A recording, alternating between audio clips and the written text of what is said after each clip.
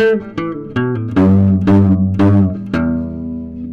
hey everybody, I'm the Crockett Cooner, and this is the Crockett Coonhound Show, and you have made it to Fireside Chats with the Old Cooner here. It is January the 21st, 2025, and today, guys, I am talking topographic maps. Now, this is a very important thing for folks in the outdoors, okay?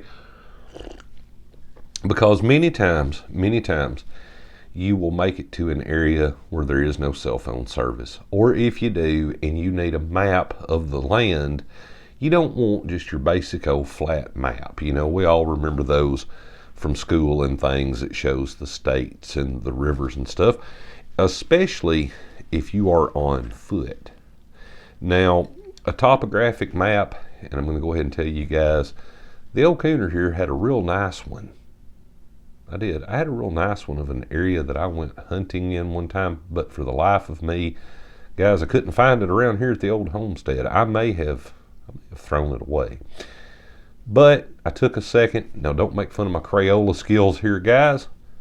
And I made you a little something this morning on a piece of paper just to kind of show you for folks that do not understand about topographic maps. And first of all, we need to talk about what does that mean? And what does that mean to somebody that's in the outdoors? Well, if you've ever done any hiking, you've ever had to walk a long way in the outdoors, guys, you definitely want to know, are we going to walk up hills? Are we going to walk down hills? Is there mountains? Are there cliffs? Are there valleys? Is there water? Is there a town nearby? You want to know all these things. So I took a second and I just made you guys up a little fictitious map here. Like I said, don't make fun of my Crayola skills, but that's what a topographic map explains. And guys, a lot of people, when they see them, they kind of freak out a little bit. They don't understand what all these lines are. They don't understand what's going on. What are all these numbers on it and everything?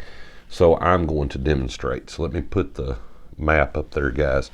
All right, now first of all, guys, don't make fun of my handwriting and stuff, my Crayola skills, like I said, but let's talk about it. The numbers there, you have 6,000 and then you have 6,500.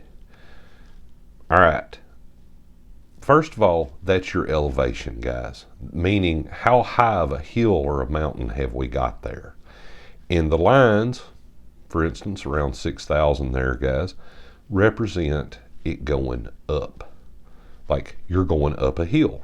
If you were actually out there on foot, you would in fact be walking up a hill, guys. So let's say, what's the first thing that we need to do? Well, you're going to need a real compass. This is the best way to do it. You can use the sun. I have made a lot of videos before on making a leaf compass to find north and south. But you need a real compass, guys. And you need to determine on this map which way is north, south, east, and west if it's not written down.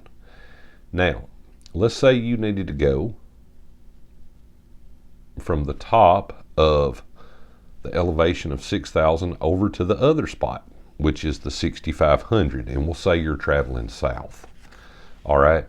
Well, you can tell that you're going to climb higher, guys, by looking at the numbers. For instance, one of them 6,000. Well, what's a bigger number? 6,500.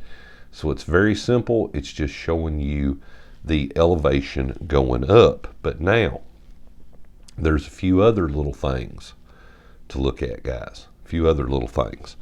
Now, depending on the map, like I said, many times topographic maps, they're in black and white. They don't come with color. I put a little color in there to help demonstrate what was going on. But a very important part, and I'm going to show this to you guys.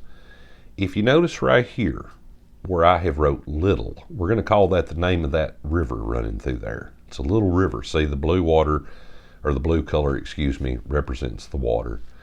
And if you notice those V-shaped lines, if you see those, that means that this river is in a valley. It's cut through, you see, through the countryside there over the centuries, and it is down in a valley. So you would know that if you were going to go down there to that water, you're going to have to go down a hillside, guys. And if you notice, the next point of this, right beside it, because where do we normally find towns and things? Well, around where there's water, a lot of times. If you notice right here, which I guess if we're considering it the way it's written, that would probably be west of the little river, there's a road coming in. Now, you can tell that by looking at the broken red lines on it. And the little dots represent how many buildings there would be at the base of this river. And as we see, the little river flows into the other river, and we'll say that it's the big river. I didn't label it there on the map. But we need to look at some other things, guys. So, like I said many times, guys, topographic maps, they do not have color to them. You have to just be able to read the numbers. They will have, and I'll get it back up here one more time, the scale on them. And if you notice right there, I know it's difficult to read because I hand wrote it, but on top we have miles, on the bottom we have the kilometers or kilometers, how far you've got to go there. And what you have to do is scale it over time to roughly be able to tell, say for instance, from 6,000 to 6,500, well, how many miles would that be? If you turn that kind of in your mind or put it up there, or you used a ruler or a compass, well, if we were looking at our little scale right there, guys, I'm going to call it about 30 miles from one to the other. And as we notice, if we went that direction south, we would be going down and then up. But like I said, many times on topographic maps, they don't have colors. It just depends on how good a map you got, guys. But I'm going to get it up here again. If you notice right there, there's red. Well, you can't really tell it. I made the little square box, guys, but that does in fact mean cliffs.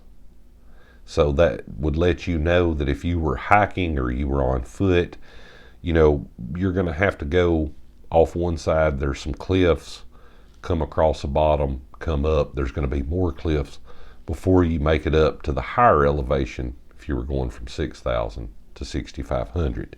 So